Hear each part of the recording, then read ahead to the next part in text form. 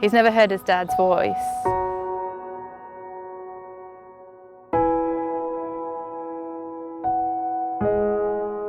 We travelled to Spain when he was about 3, got back to the airport, got in the car, and I said, oh, it was dark, so I don't know which way to go, Joe. And he's just listen to Daddy on your telephone, because the navigation voice is the same one that comes out of Daddy's computer, so he thought that was Daddy's voice. Ik ben benieuwd wat wij gaan doen.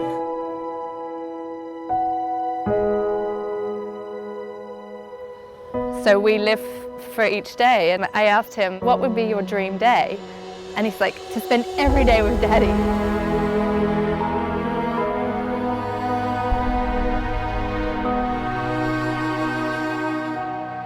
Richard and I got married in 2012, in May, and a few weeks after he began to have muscle spasms in his arms. So I think it was June or July, he was told that there was something wrong.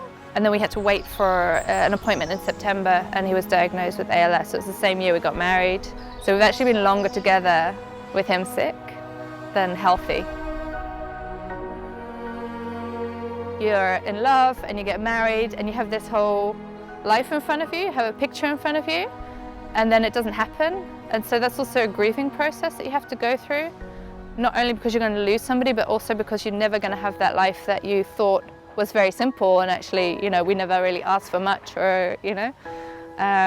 So that's been the hardest part, I think.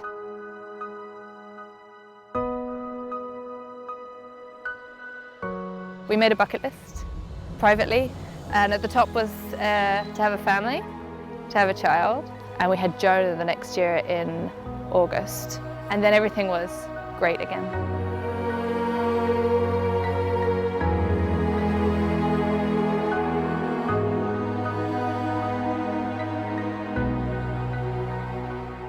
As Jonah learnt to walk, Richard lost his ability to walk and to speak. So it all came a little bit at the same time. It just gets harder and harder because you're not given the help that you actually need. I don't have family here, so they weren't here to help, and Richard's family came once a week. People say, oh, we really worry about you, we sympathise, but then what you need is someone to come like every week at the same time to do the same thing, to take things off you, but people can't because they have their own lives and their own problems.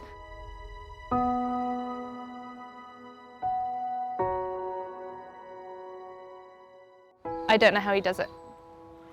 I do not know. He sits in front of a computer all day, every day. You know, he plays chess and, you know, but he doesn't have a social circle anymore, and I don't think I could do it. He's probably the strongest person I know. So I hope it builds some character for Jonah as well. He sees him twice a week, you know, after school on Wednesdays and all day Saturdays. We were there a few weeks ago on a Friday because it was a study day at school. So I said, let's go to Daddy's. But Daddy's physiotherapist was there, and Jonah was not happy. Nobody's allowed to come between him and Daddy time, so when they're having their time, I sit and read a book. But he says, I really miss Daddy. There was a choice that we had to make. A life we want for our child, knowing that he's not going to have a daddy. But it's good, we found a routine, and it is what it is. You live with it, or you don't. A lot of people go, you know. I'm not from here. I don't have family here. I get questioned a lot, but why don't you go back to Spain? That's where I grew up. I'm like, no, you know, I'm here for this and for Jonah and for Richard, and you know, it's what I need to do.